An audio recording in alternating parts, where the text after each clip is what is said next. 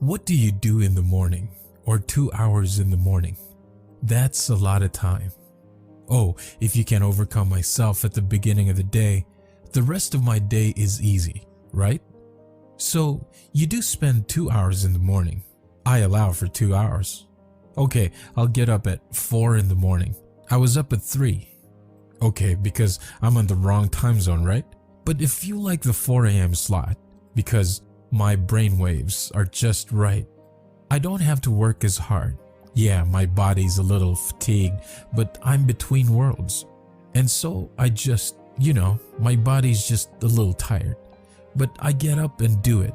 And to me, I allow for 2 hours. Sometimes I can nail it in 45 minutes or an hour. And sure, I'm done. Other times, I'm on the wrong time zone. I have meetings all day long. Got a lot going on. And I'm not going to fall prey to that common state of thinking. And that looks like meditation. Affirmations in your mind, visualization. It's the work that we do with the work that we do, and the first part in truly creating a new personal reality is overcoming your present personality. You get beyond the normal thinking patterns, the normal urges of action, and habits to get beyond certain emotions that are residuals from the day before. That's the work right here. That's the part you have to overcome.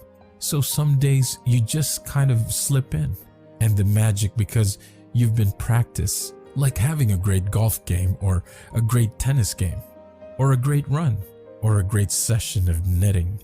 You're just in your groove. Other days you gotta go to work a little bit more forward. And for me, that's what I've learned in those hard days. The days that are most challenging are always the most rewarding, because now you're uncompromising to an outcome. And if it takes you an hour to get beyond yourself, to find the present moment, because that's the only place where the unknown exists. The familiar emotions and hardwired patterns of the past are the known. Their predictable future in trying to forecast the feeling of every event in your life. People do unconsciously is also the known.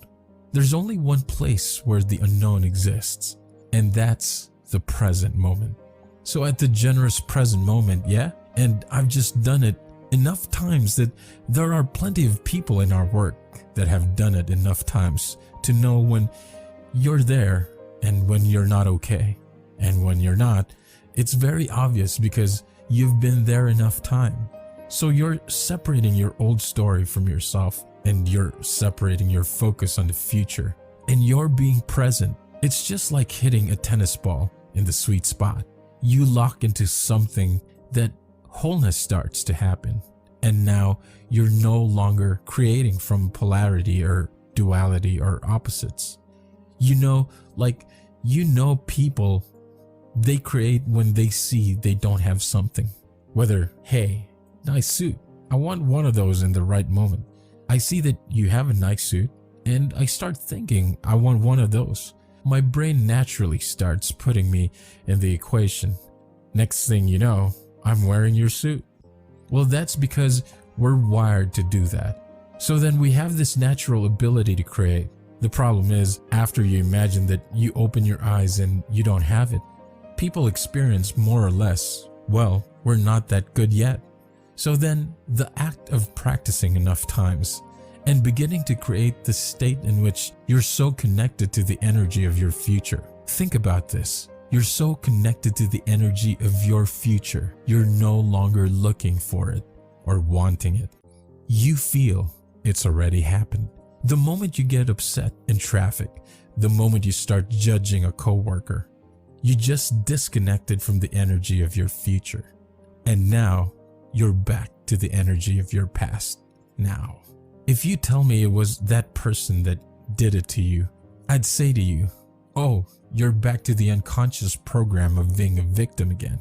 So then the person then goes, oh, when did I fall from? That state, when did I lose?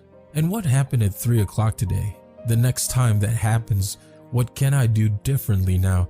The person's moving through their challenges in their life with coherence, with rhythm. They're starting to begin to make strides, and that they're no longer knee-jerking to the people in their life that they've used emotionally to reaffirm their identity. Now this is the work, because you look around to see if anybody's doing it, and you don't see anybody else doing it. It's this kind of lonely moment when you're realizing that I'm the only one doing this. That's the kind of moment that you realize that nobody understands you but you, right? And you can't even ask your friends for their opinion, because they're going to give you their opinion based on their own experiences.